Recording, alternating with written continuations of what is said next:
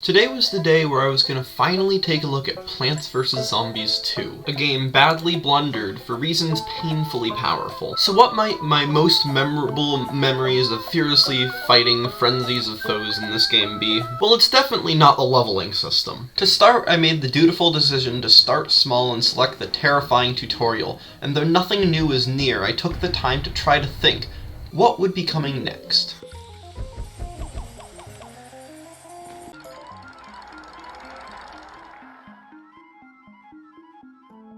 With a small tutorial for a new gimmick, I pressed on, proving to be a master of maneuvering through the plentiful, perilous passages of the zombies. A new feeling was invoked in me, attempting to accurately articulate an actual symmetry to my defense. Unfortunately, with the addition of the bloomerang, the pea shooter perished with the ludicrous leveling system added long ago. Try as I might, a skip I could not find, so forever the pea shooter would be banished, banned from bothering my seed selection again. Luckily, not all was bloom and doom, and I found myself buying bloomerangs for their cost. My first true finisher and the most space-efficient solution I could see. Next, I netted a new number, but what number, you may ask? Aha! A 0. A plant that cost me nothing seemed like an amazing addition to my team. But first, a vision of the villain of this story, the Zomboss, in his true glory. A massive attack was coming, but I was prepared. It was here where I met the grand Gargantuar giant, but now my forces filled him with flowers, as his careful cowardice kept him to appear only on the last of the waves. It was here where my crazy companion looked at the log that I knew I would be ignoring for the remainder of the run. To me, leveling in a strategy game is simply stupid, and I would rather restart repetitively than breeze through bosses like it's nothing. The next stage seriously lacked any difficulty to note, so nothing to say here. And now I had just unlocked the daily rewards screen. Nothing to note here, as currency was not to be spent this run. The next level was my first chance to see what wonders would come from this interesting iceberg that I had acquired. It was also here where I saw a sandstorm sending in a scary new threat, these tomb raisers that were sure to be nothing but trouble. With the introduction of ads playing at every opening, I knew that I had started Plants vs. Zombies 2, for real. Forgetting to use plant food each stage was a blessing in disguise because it allowed me to clear hordes of hungry zombies in the final wave, and with this level complete, another free plant was added to my arsenal. Now, for the first time this game, I would have to choose between my beloved Buster of Blocks or an unlucky candidate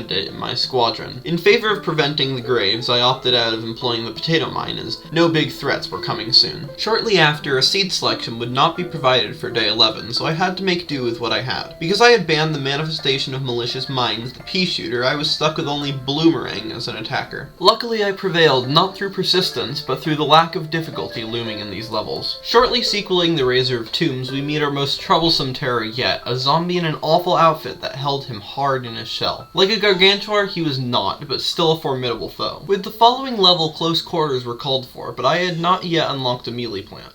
Note the yet. With this level completed, Bok Choy was added to my arsenal, a high damage producer to note. The new Leafy Lackey proved powerful more than any of my other attackers, and quickly the Bok Choy became my favorite of the plants for its high hitting. However, all good things must come to an end, with the evil explorers banishing my bonks, proving to be nigh unbeatable without proper care. For my proper persistence, I was rewarded with a regal relic, granting me 25 extra sun to start each subsequent level. The next stage marked my final stand against the vicious villain.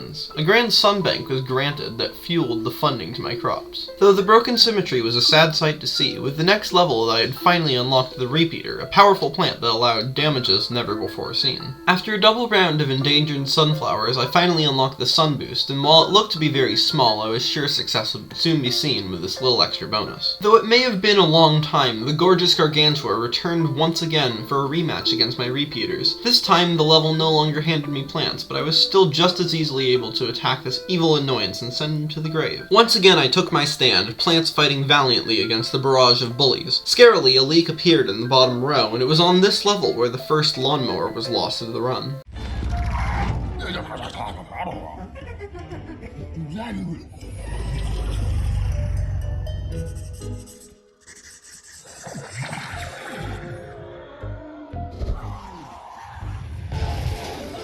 The Zomboss had returned for a true boss battle. Before me a barrage of precious plant powerhouses, I chose the Bok Choy's massive plant food power-up to shred the health of the Zomboss when he least expected it. Just as quickly as it started, the Zomboss was painfully punished, thrown to the seas.